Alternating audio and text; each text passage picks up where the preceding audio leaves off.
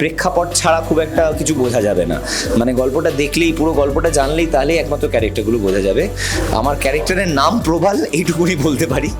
আর ঋষভ ডাব্বা কাকা ঐতিহাসিক চরিত্র, মানে প্রত্যেকটা মানুষ এখানে যারা যারা আছে তারা কিন্তু ইতিহাসের মানে বইতে কিন্তু তাদের সবার নাম আছে, মানে তারা অ্যাকচুয়ালি এটা inspired by real life event. হ্যাঁ, আমার চরিত্রের নাম রশনি। আমিও একদম ওর মতোই বলবো যে আমি নর্মালি যেসব চরিত্র করে এসেছি এতদিন, আর ভীষণ লোকজন আমাকে কলকাতার মানে শহুরের লুকে দেখেছে, সেটা থেকে এটা একেবারেই আলাদা। এবং বড় পর্দায় বোধহয় প্রথমবার আমাকে গ্রামের লুকে দেখা যাবে। আবারও একটি নতুন ছবি, আবারও বেশ কিছু অভিনেতা অভিনেত্রীদেরকে নিয়ে আরও একটি নতুন সিনেমার যাত্রা শুরু হচ্ছে আজ মহরত, এবং তার সাথেই লুকসেট। আমরা রয়েছি সেই লুকসেটে রয়েছেন আমাদের সাথে সিনেমার অভিনেতা অভিনেত্রীরা। প্রথমে যেটা সিনেমা নিয়ে কথা বলি, সেটা নামটা নিজেরাই বলো। সিনেমার নাম তো আমরা অলরেডি রিভিল করেই দিয়েছি, ডাব্বা কাকা। একদম, ডাব্বা কাকা নামটা একটু দর্শকরা শুনে প্রথমত ভাববে যে কেন এরকম নাম। তোমাদেরও নিশ্চয় এরকম একটা রিয়াকশন হয়েছিল প্রথমে, যে নামটা শুনে কিরকম রিয়াকশন ছিল প্রথমে, বা মাথায় কি এসেছিল?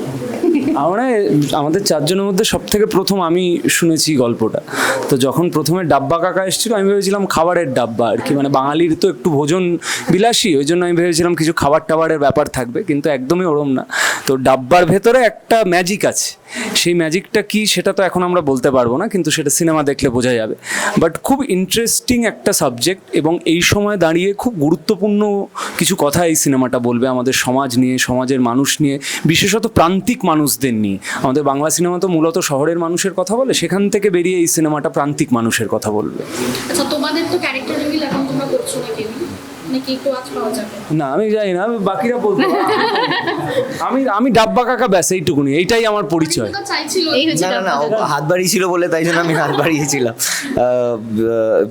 ক্যারেক্টার রিভিল মানে এই গল্প এখন আলাদা করে ক্যারেক্টারটা নিয়ে বললে প্রেক্ষাপট ছাড়া খুব একটা কিছু বোঝা যাবে না, মানে গল্পটা দেখলেই, পুরো গল্পটা জানলেই তাহলেই একমাত্র ক্যারেক্টারগুলো বোঝা যাবে।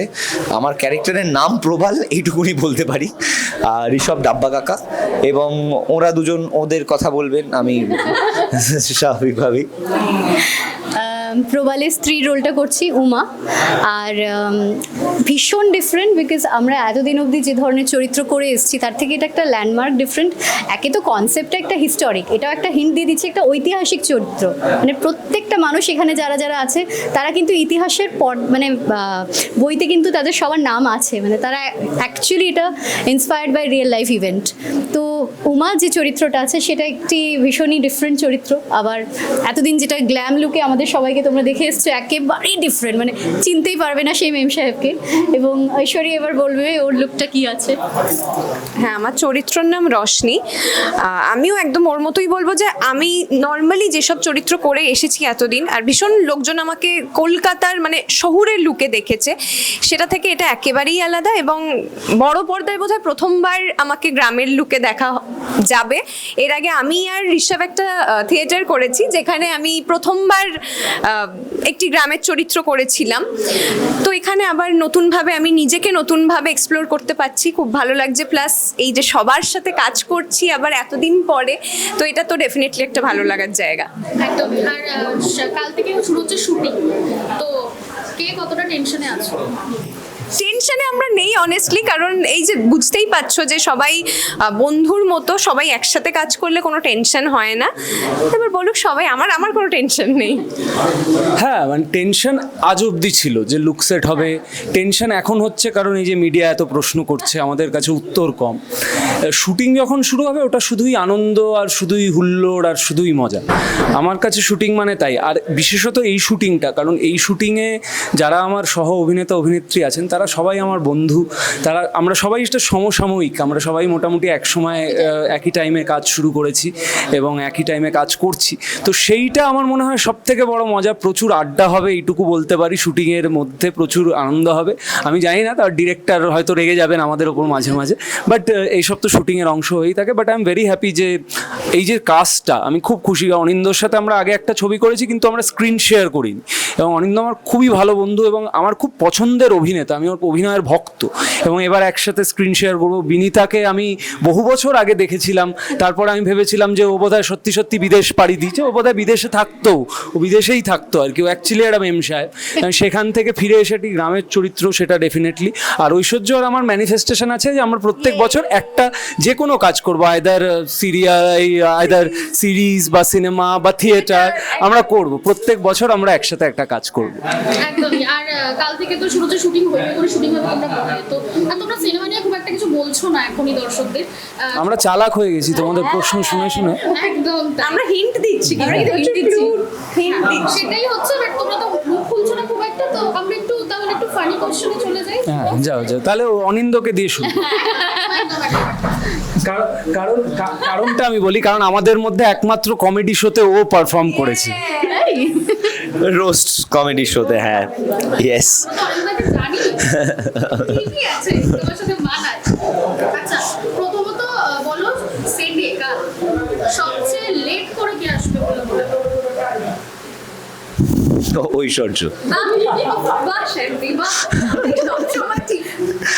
আমি কারণ আমি জানি ঋষভ আমার ভালো বন্ধু, ঐশ্বর্য ভালো বন্ধু। ঋষভ আর্সেনাল সাপোর্টার, আমিও আর্সেনাল সাপোর্টার, সুতরাং ওর সম্বন্ধে আর ঋষভকে আমি শুনিনি কোনোদিন লেট করে এসছে, ওর সম্বন্ধেও শুনিনি লেট করে এসছে, আর ওর সম্বন্ধেও আমি শুনিনি কোনোদিন যে ও লেট করে এসছে। বম্বে থেকে টাইমে এসছে, তো তাই জন্য সেফ ব্যাট ওয়াজ ঐশ্বর্য। আর আমি জানি ও আমাকে যথেষ্ট ভালোবাসে, তো আমার রাগ করবে না। হ্যাঁ হ্যাঁ।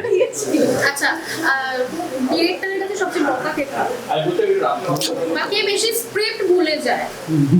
বাহ, বাবা, খুব সুন্দর প্রশ্ন। এইটা আমি ঐশ্বর্যর সাথে কাজ করেছি, ঋষভেরও কাজ দেখেছি, এবং অন্যান্য যারা ঋষভে আমার বন্ধু বান্ধব, মানে আমাদের সমসাময়িক কাজ করেছে, আমি সেই রকম ভাবে কোনো রকম, বা বিদ্যা সম্বন্ধেও কোনো রকম ভাবে এরকম কোনো খবর শুনিনি যে স্ক্রিপ্ট ভুলে যায় বা স্ক্রিপ্ট পড়ে না ঠিক মতো বা ইয়ে করে না।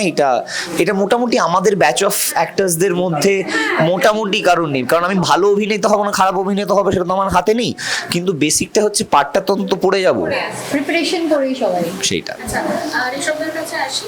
শুটিং সেটে 30 মিনিট যদি ব্রেক পাও, কি করবে? চারজনেই বলো, কে কি করবে 30 মিনিট? 30 মিনিট কোথায় শুট হচ্ছে এটার উপর ডিপেন্ড। আমার মনে হয় না যে বাংলা সিনেমায় সেই জায়গাটায় আছে যেখানে অভিনেতারা 30 মিনিট ব্রেক হয়। আমি যবে থেকে অন্তত কাজ করছি, সব থেকে বেশি যেটা শোনা হয় আজকে রানিং ব্রেক, মানে দৌড়তে দৌড়তে ব্রেক। এবং যেহেতু এটি একটি ইন্ডিপেন্ডেন্ট ভাবে কাজ হচ্ছে, একটু ফিনান্সিয়াল কনস্ট্রেন্ট আছে, তার উপর প্রথমবার দীপঙ্কর দা, তার প্রথম ছবি, তো স্বভাবতই তার একটি টেনশন থাকবে, এক্সপেকটেশন থাকবে। তো আমার মনে হয় না এরকম ব্রেক পাওয়া যাবে, এবং যদি ব্রেক হয় তাহলে আমরা সবাই একসাথে বসে আড্ডা করব, গল্প করব, মানে ওর বাইরে আর কি করতে পারি, বা এই সিনেমা নিয়ে আমরা আলোচনা, আমাদের শর্ট নিয়ে আলোচনা করব। আমরা সব আমরা সব ভালো ছেলে মেয়ে এখানে।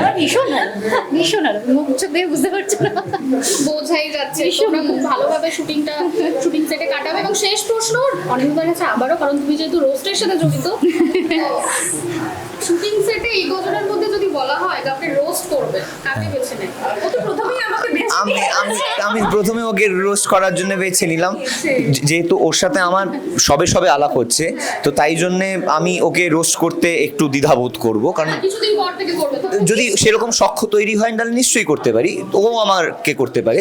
ঋষভ আর ঐশ্বর্যর সঙ্গে যেহেতু আমার এস্টাবলিশ বন্ধুত্ব রয়েছে, তাই প্রবণতা থাকবে যদি আর কি মারার বা লেগ পুল করার, তাহলে স্বাভাবিকভাবে ঋষভ এবং ঐশ্বর্যকেই করব। না, আমার মনে হয় তুই বিনীতাকেই রোস্ট করবি, কারণ ও তো স্ত্রীর পার্ট করছে, তো একটা হাজবেন্ড ওয়াইফের তো একটা রোস্টিং চলবে। আর স্ত্রীর কাজটা কি জানো তো, একদম কড়াইতে গিয়ে রোস্ট করে দেওয়া, তাহলে সেটা যদি একদম কড়াইতে ডিপ ফ্রাই, কারণ কি আমার এই কমিক টাইমিংটা ক্রমশ প্রকাশ্য, মানে সবাই ঋষভ অলরেডি দেখে গেছে, তো ভালো লাগে মানে যখন কমেডি হয় সবাই মিলে, মানে আমরা মনে আছে সেই মেম সাহেব সিরিয়ালেও মানে ভীষণভাবে কমেডি করে, মানে কমেডি চরিত্রটা ছিল, তো আমার মনে হয় এখানে সবাই হাসি মজা করে হুল্লোড়বাজি করতে ভালোবাসে, এবং সবাই মিলে যখন ওই আধ ঘন্টাটা টাইম পাবো আমরা নিজেদের একে অপরে সেই খুনসুটিগুলো আর সবার এক একটা সিক্রেটস বার করো, সেটা নিয়ে কিছু না কিছু হবে।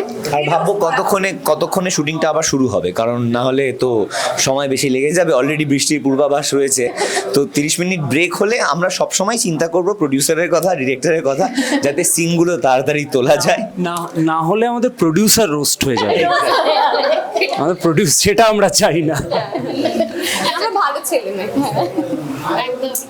আচ্ছা, তোমাদের কাকার জন্য অনেক শুভেচ্ছা, সময়টা খুব ভালো করে কাটুক, আর আমাদেরকেও সময় দেওয়ার জন্য খুব ধন্যবাদ।